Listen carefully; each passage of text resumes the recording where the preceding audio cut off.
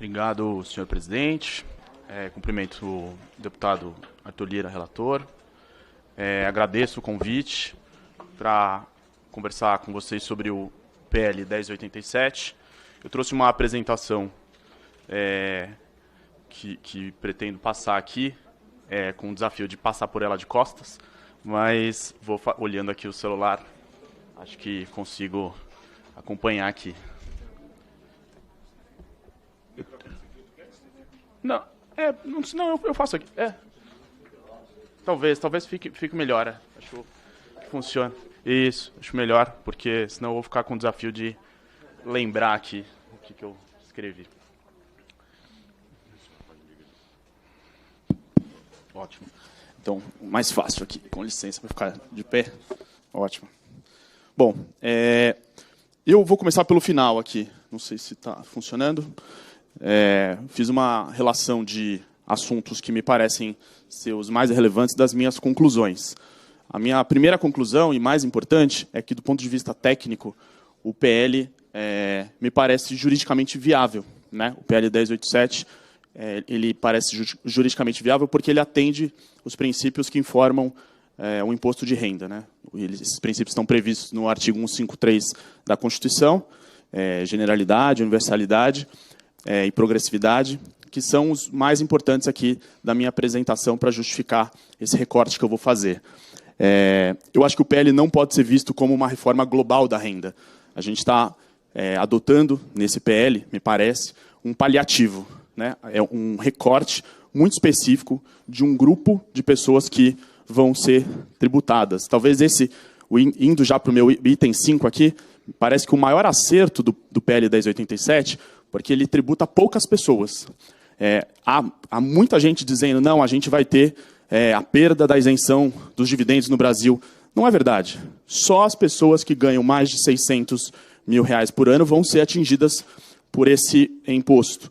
Então, esse recorte parece engenhoso do ponto de vista técnico, porque não é todo mundo da estratificação da renda no Brasil que vai ser atingido por essa cobrança do imposto mínimo. Só as pessoas que são consideradas como alta renda e que, além disso, estão sendo subtributadas. Por exemplo, se eu sou empregado e ganho R$800 mil, eu já estou sendo tributado com 27,5%. Né?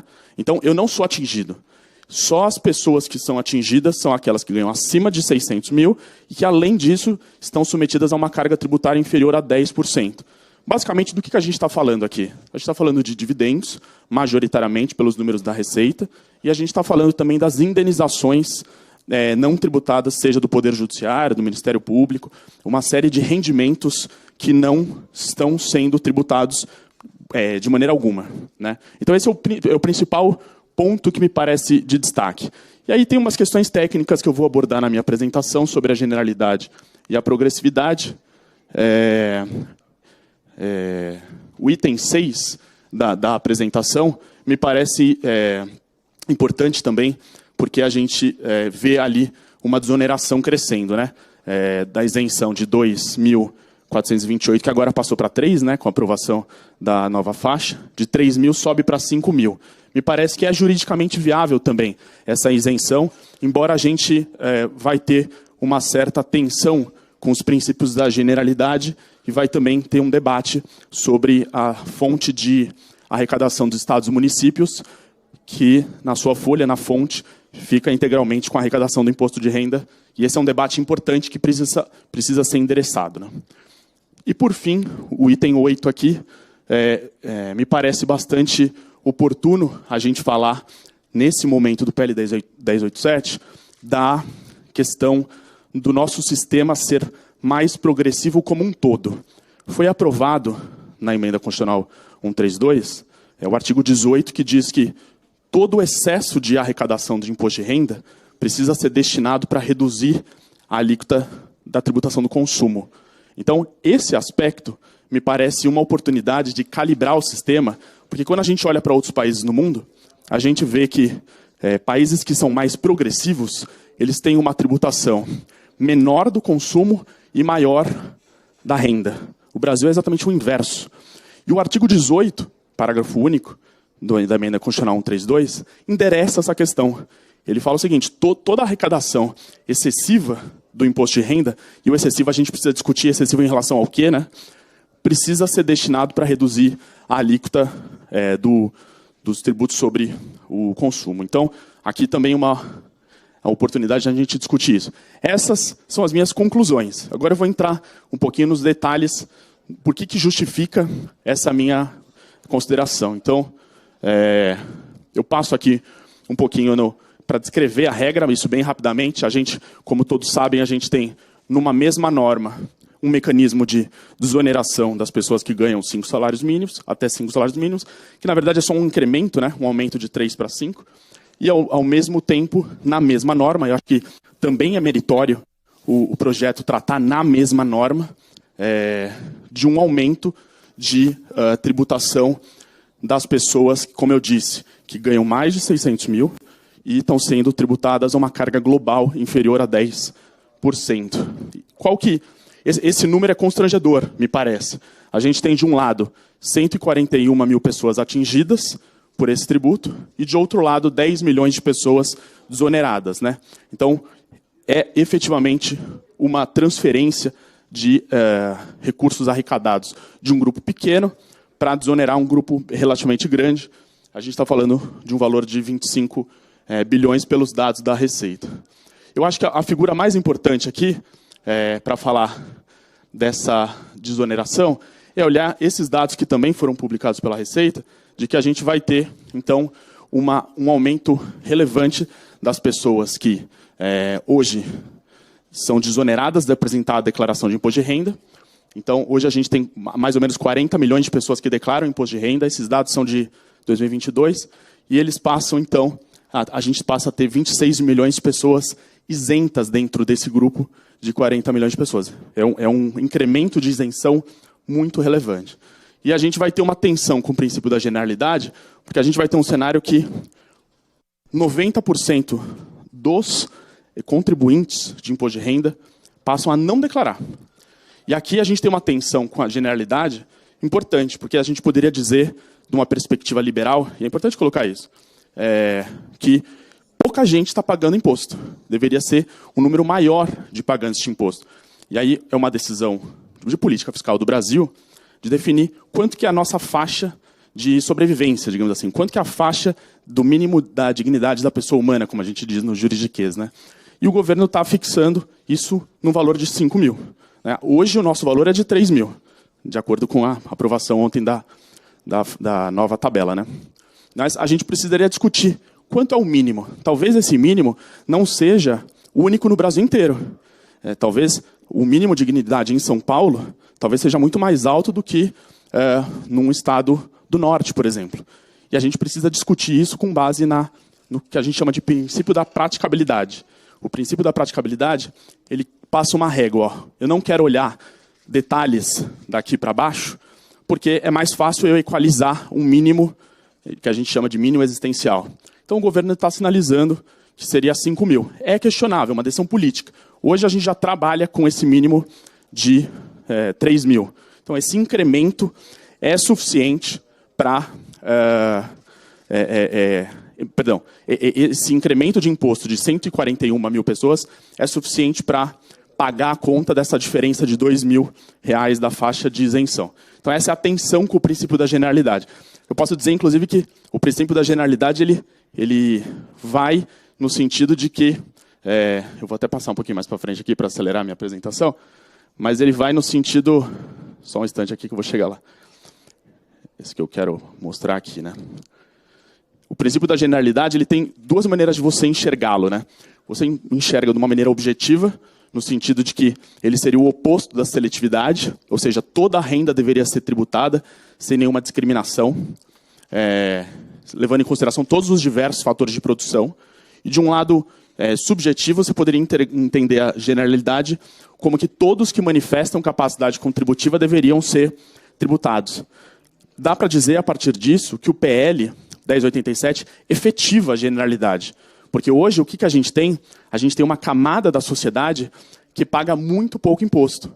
E esses números da Receita, que foram apresentados, salvo engano, aqui, algumas audiências atrás, que essa tabela aqui me parece a mais didática de todas aqui, que é uma tabela... Opa, pulou aqui. Uma tabela que foi... A fonte aqui é o professor Sérgio Gobetti. Aqui se vê uma simulação de quanto seria, olhando para as pessoas que seriam atingidas, né? Então, todos que ganham mais de 600 mil, quando você olha aqui, você percebe, olha, acima de 600 mil, que está pagando quanto de imposto? 1,1, 2,4, 2,8. A média é 2,6. Ou seja, do ponto de vista da tributação da pessoa física, é um valor muito baixo comparado com a tributação, por exemplo, se eu tivesse empregado, dos 27,5. Né? Então, é esse incremento aqui que é suficiente para pagar a conta, digamos assim, dos 25 bilhões da desoneração do aumento da faixa do salário mínimo. Então, eu vou pular aqui pelo adiantado do tempo, mas eu quero chegar num ponto aqui que é mais importante, que é perdão, pulou aqui. Agora sim. Essa regrinha aqui que está no PL. Essa regrinha parece uma das mais importantes, porque ela faz o seguinte, não é todo mundo que vai pagar o imposto mínimo. Por quê? Porque eu já vou descontar, vou deduzir tudo que foi pago pela pessoa física, seja na fonte, seja na declaração, tudo que está considerado como renda tributado, eu já vou descontar. Esse é um mecanismo engenhoso que faz com que o projeto selecione só um grupo muito pequeno de pessoas. Né? Esse mecanismo está alinhado com a ideia de que eu só vou capturar a renda subtributada. Porque se eu tiver aqui, se o sujeito não está pagando nada, pagou 0 de imposto, porque é dividendo, pagou 0 de imposto, porque é indenização, ele não tem nada a descontar. Então, o restante que sobra a pagar do valor mínimo pode chegar a 10%. Como eu tenho vários descontos, quem já está pagando muito ao longo do ano, não paga mais nada. Tanto é que ele diz, caso o valor apurado nos termos do quarto seja negativo, o valor será 0. É isso que ele quer dizer. Ele quer capturar só quem não está pagando. E o outro mecanismo que parece bastante engenhoso é esse teto do imposto de renda mínimo. Por quê? Porque um argumento contra esse mecanismo é dizer o seguinte, olha, essas pessoas não estão sendo tributadas, principalmente o dividendo, porque eu já pago na pessoa jurídica. O Brasil já tem uma alta carga tributária da pessoa jurídica. Então, o que me parece que dá para extrair desse mecanismo? Não, tudo bem, então vamos somar tudo que você paga na pessoa jurídica para ver se você deve respeitar um tal de teto. São 3 tetos. 34% regra geral, 40% para seguradoras, 45% para os bancos. Aqui, me parece que o projeto precisaria de um ajuste, senhor relator, porque se a gente está tributando pessoa física, o teto não deveria ser a carga tributária da pessoa jurídica. O teto deveria ser uma equiparação com a pessoa física. Ou seja, o teto deveria ser 27,5. O tributo máximo aqui deveria ser igual àquilo que eu pagaria se eu estivesse pagando cheio na pessoa física. E o governo não. O governo segue uma linha de que o máximo seria o da jurídica. Então, aqui o ajuste que eu proponho, com todo respeito e uma maneira propositiva científica, que isso aqui deveria ser 27,5. E para o governo... Oi? Não pagariam, porque o que acontece? Eu estou olhando para o investidor. Qual o racional aqui? O racional bem simples é o seguinte. Se eu, Leonardo, compro uma ação do Itaú, banco, se o Leonardo compra uma ação da CSN, indústria, eu manifesto mais capacidade contributiva pelo fato de eu estar investindo no Itaú? Não, eu sou investidor. A capacidade contributiva é a mesma. É sempre da perspectiva de quem está investindo, e não da perspectiva da investida. Não é a perspectiva da empresa, é a perspectiva do investidor. Então, se no Brasil o máximo de carga tributária de uma pessoa física é 27,5, esse teto devia ser 27,5. Por que o governo não perde fazendo isso? Se a gente olhar os dados da Receita, a maior parte das pessoas no lucro presumido pagam imposto de renda e CSL esse é o tempo, né? Num máximo de 10,88. 10,88. Se você somar o IR-CS dentro do lucro presumido. Se eu acrescentar 10% no 10,88 do presumido, não chega nos 27,5, não chega nos 34. Então, isso aqui são tetos que não vão ser alcançados na maior parte das vezes? Porque o número já não chega. Então, colocar o 27,5 aqui é uma medida salutar, seja para a sistemática do modelo, seja porque o governo não perde praticamente nada de arrecadação. Então, essa é uma das minhas sugestões que eu coloco aqui. Então, em resumo do que eu estou falando aqui, a gente tem uma regra que tem uma base, tem que pagar pelo menos 10, e esse pelo menos 10 tem uma variação. São duas bases diferentes. De 600 mil a 1 milhão e 200, não é 10 cheio, é de 0 a 10, é uma crescente, né, uma fórmula. Acima de 1 milhão e 200 é 10%. Aqui a gente poderia discutir um ponto super importante. Talvez os 10% nessa minha conta, relator, talvez seja insuficiente. Por quê? Digamos que eu esteja no meu exemplo lá do lucro presumido. A pessoa jurídica está pagando 10. Eu acrescento mais 10 da pessoa física. Quanto que eu cheguei? Em 20. Se o trabalhador está pagando 27,5, a gente ainda tem uma discrepância. Ainda tem um problema de progressividade. Então, uma das propostas que poderiam ser endereçadas é justamente para colocar mais camadas. Não seria só 10, poderia ser 20 acima de uma outra faixa de renda.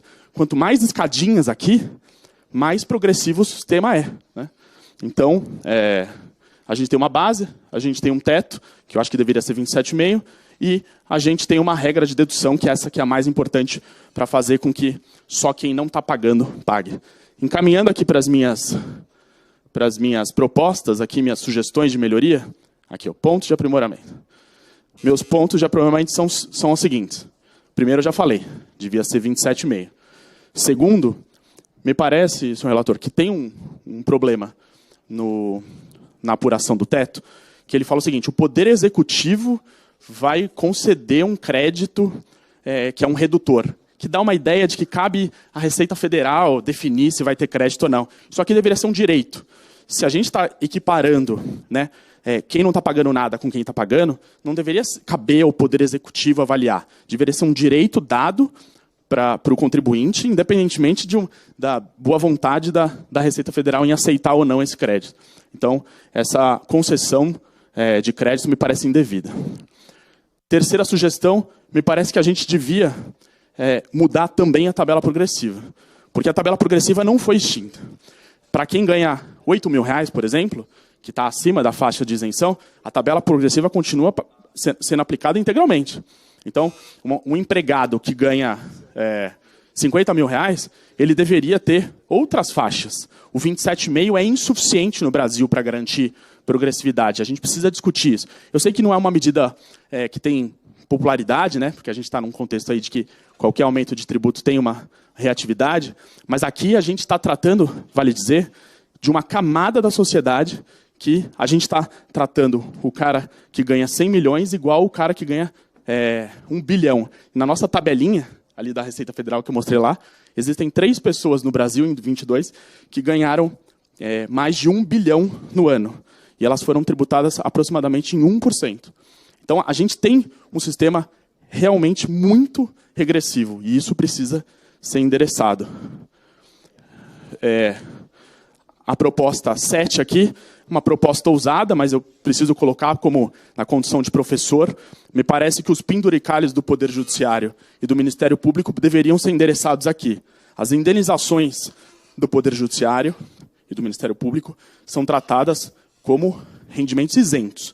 E vários desses rendimentos não têm natureza de indenização, né? Então, isso precisaria ser revisto também. Um outro elemento de progressividade, porque a gente está falando de altas rendas não tributadas. A gente poderia também melhorar o sistema, fazer uma revisão global do lucro presumido. É muito injusto no Brasil que um prestador de serviço advogado tenha uma margem de presunção de 32% e uma pessoa que tenha um serviço que notoriamente tem menos margem, hipoteticamente um cabeleireiro, por exemplo. No lucro presumido, os dois têm presumidamente a mesma margem de renda. A gente precisava estratificar isso, colocar mais faixas, né? Tornar mais progressivo o lucro presumido. Então, a gente, academicamente, depois eu posso até compartilhar com o relator algumas simulações de como que poderiam ser esse modelo de lucro presumido, inclusive prestigiando, por exemplo, que tem sugestões acadêmicas nesse sentido, de que, na medida em que a empresa tenha mais empregados, menor a margem de presunção dela para promover ou incentivar maior contratação, maior formalização de pessoas. Então, aqui, dentro desse item do percentual de presunção, a gente pode encontrar sugestões bem criativas para tornar o sistema ainda mais progressivo. Agora sim, caminhando para o final, o item 7 é super importante, senhor relator, que é o projeto do governo não está considerando, naquele teto, o prejuízo fiscal das empresas.